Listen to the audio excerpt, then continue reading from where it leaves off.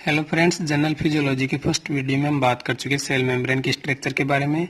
अब हम बात करने वाले हैं जो सेल्स के बीच में सेल मेम्ब्रेन में डिफरेंट टाइप के जंक्शन प्रेजेंट होते हैं उनके बारे में। मेनली सेल्स के बीच में चार तरह के जंक्शंस प्रेजेंट होते हैं: tight junctions, desmosomes, hemidesmosomes and the gap junctions.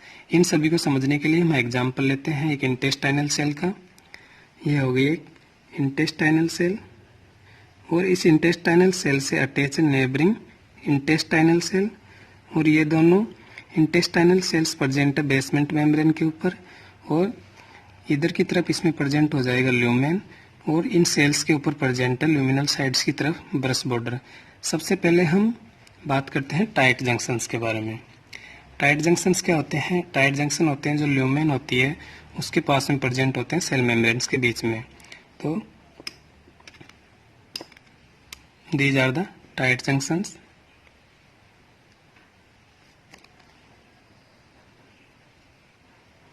Tight junction जो कि ल्यूमेन के पास में प्रेजेंट होते हैं सेल मेम्ब्रेन्स के बीच में। Present between the cells near the lumen.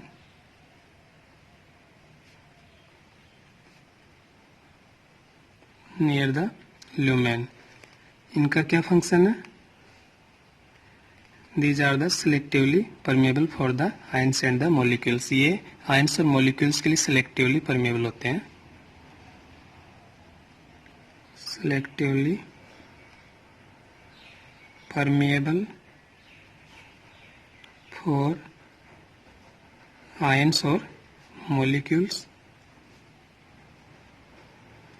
और ये कहाँ कहाँ प्रेजेंट होते हैं? ये प्रेजेंट होते हैं ब्लड ब्रेन बैरियर में and the lining of the GIT में। Found at blood brain barrier BBB and lining of the GIT। And इनके फॉर्मेशन में कौन कौन सी प्रोटीन इन्वॉल्व होती है? Protein involved in the formation of the tight junction. Mainly three proteins involved: occludins, OCCLUDINS, occludins, claudins,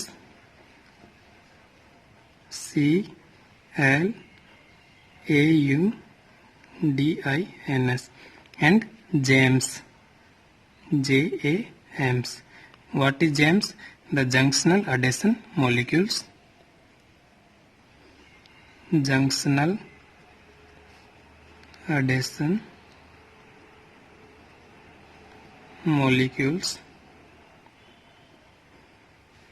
It is JAMS. अब हम बात करने वाले सेकेंड टाइप के जंक्शंस के बारे में, which is desmosomes.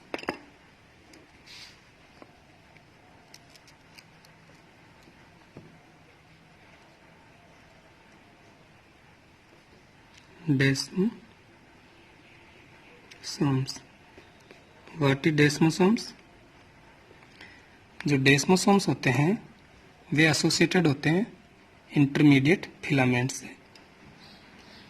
For example, these are the desmosomes, और इनसे निकले होते हैं filaments. Intermediate filament means desmosomes are associated with the intermediate filaments. Associated with intermediate filaments. इनका क्या फंक्शन है? Function, they provide the tensile strength to the tissue. Provide the tensile strength to the tissue. Desmosomes कहाँ कहाँ present होते हैं? Found in skin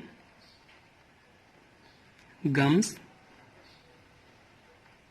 and cervix where the tensile strength is required. जहाँ tensile strength की require होती है वहाँ ये डेस्मोसोम्स प्रेजेंट होंगे। और इनकी फॉर्मेशन में जो प्रोटीन इन्वॉल्व होती है, protein involve in the formation of the desmosomes होगी डेस्मोप्लाकिन्स, DESMOPLAKINS, डेस्मोप्लाकिन्स। और इनसे निकले होते हैं फिब्रिलर प्रोटीन, फिब्रिलर और फिलामेंटस प्रोटीन। जैसे यह हो गया डेस्मोसोम्स,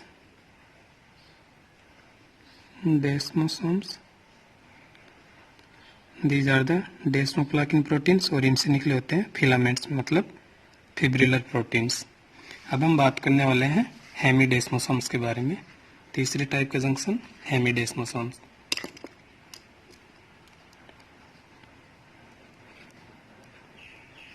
हेमीडेस्मोसोम्स, हेमीडेस्मोसोम्स। हेमीडेस्मोसोम्स क्या है? ये प्रेजेंट होते हैं on the basal site of the cell. जो सेल की बेसल साइड होती है वहां पर ही प्रेजेंट होंगे। These are the hemidesmosomes. इनसे भी फिलामेंट निकले हुए होंगे, लेकिन केवल एक तरफ, इसलिए होंगे हेमीडेस्मोसोम्स। और डेस्मोसोम में जो फिलामेंट्स निकले हुए होते हैं वो दोनों तरफ होते हैं, इसलिए वो डेस्मोसोम्स होंगे।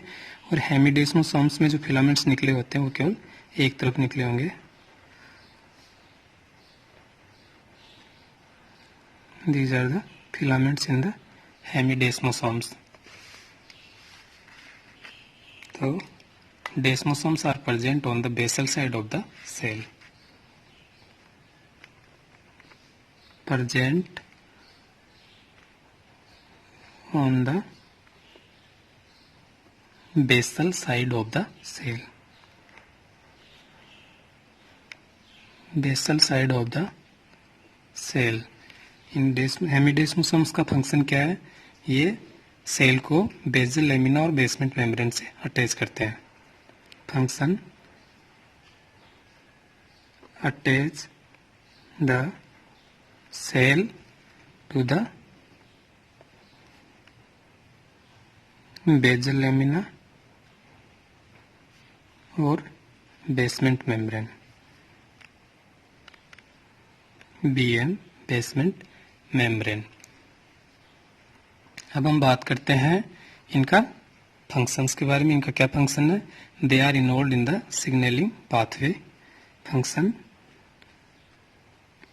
Involve in signaling pathway, signaling pathway. For example keratinocyte migration. Signaling pathway के एग्जांपल में केराटिनोसाइट माइग्रेशन, केराटिनोसाइट माइग्रेशन। अब हम बात करते हैं हेमीडेस्मोसोम्स कहाँ कहाँ प्रेजेंट होते हैं। Site of the presence, present in the skin, present in skin in keratinocyte, in keratinocyte. अब हम बात करते हैं जो हेमीडेस्मोसोम्स होते हैं उनके फॉर्मेशन में कौन सी प्रोटीन इन्वॉल्व होती है। Protein involve in the formation of the hemidesmosomes which is integrin, integrins. अब हम बात करने वाले हैं जो लास्ट टाइप का जंक्शन होता है सेल्स के बीच में, वह है gap junction. Gap junction.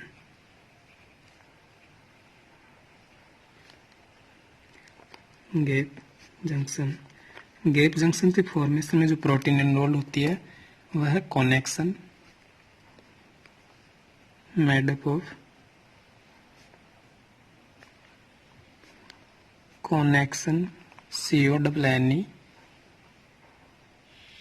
XONS connection protein. What is connection protein? जो कनेक्शन प्रोटीन होती है वह बनी होती है 6 सब यूनिट्स की, मेड अप ऑफ 6 सब यूनिट्स। इन 6 सब यूनिट्स का नाम होता है कनेक्सिन्स, CONNEXINS। इसे हम डायग्राम से समझते हैं।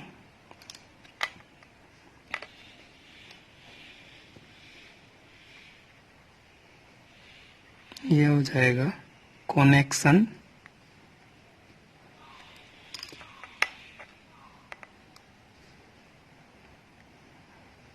और ये कनेक्शन बना होता है 6 सब यूनिट्स का।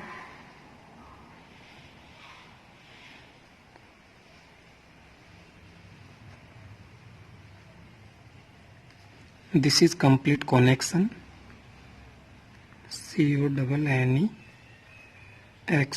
कनेक्शन, और ये इसमें जो सब यूनिट्स है वो हो जाएगी कनेक्सिन्स, और बीच में इसमें प्रेजेंट होगा सेंट्रल पोर।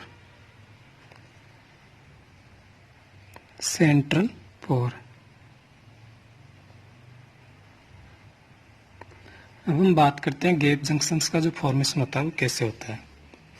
फॉर एग्जांपल, ये एक सेल है,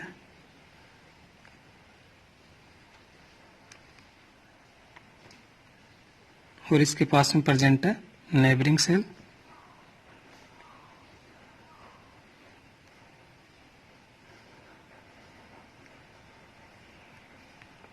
ठीक है, तो जो नेबरिंग सेल है और जो मेन सेल है उन दोनों के जो कनेक्शन होते हैं वो आपस में ज्वाइंट हो जाते हैं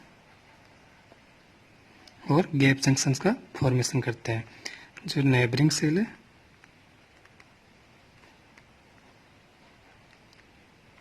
नेबरिंग सेल एंड सेल, तो इस सेल का जो कनेक्शन होता है वो इस सेल के जो नेबरिंग सेल के कनेक्शन से अटैच होता है, ज्वाइन होता है, तो फॉर्मेशन करता है गैप जंक्शंस का।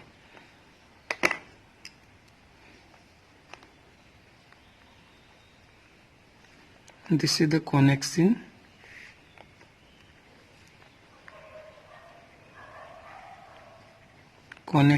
of neighboring cell NC, and this is connection of the cell, main cell,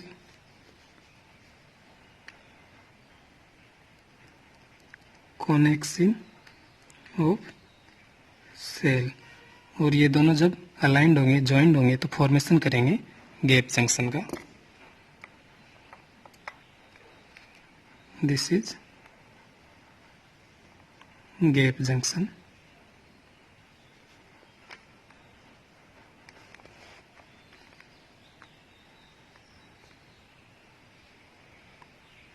gap junction.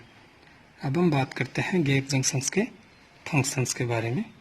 जो गैप जंक्शंस होते हैं वो आयंस और मॉलिक्यूल्स के एक सेल से दूसरे सेल में ट्रांसपोर्ट में हेल्प करते हैं। Help in easy passage of the ions and the molecules from one cell to another cell. अब हम बात करते हैं गैप जंक्शंस कहाँ कहाँ प्रेजेंट होते हैं। Gap junctions present in retina, cardiac muscle and in single unit type of the smooth muscle. Single unit type of the smooth muscles का मतलब है जो होलो विसरा होते हैं, जो उनकी वॉल्स होती है वो स्मूथ मसल की सिंगल लेयर से लाइंड होते हैं। इन होलो विसरा के एग्जाम्पल है GIT, ureter, urinary bladder and the uterus. इन सभी में गैप जंक्शन प्रेजेंट होगा। अब हम बात करते हैं गैप जंक्शंस के दूसरे फंक्शंस के बारे में। जो गैप जंक्शंस होते हैं वो reduces the intercellular distance. The gap junction reduces the intercellular distance. जो सेल्स के बीच की दूरी होती है उनसे गैप जंक्शंस कम कर देते हैं। नॉर्मली जो सेल्स के बीच की दूरी होती है 25 नैनोमीटर होती है। जब वहाँ पर गैप जंक्शन प्रेजेंट होगा तो डिस्टेंस घटकर हो जाएगी 3 nanometer. So gap junction reduces the intercellular distance. Thank you.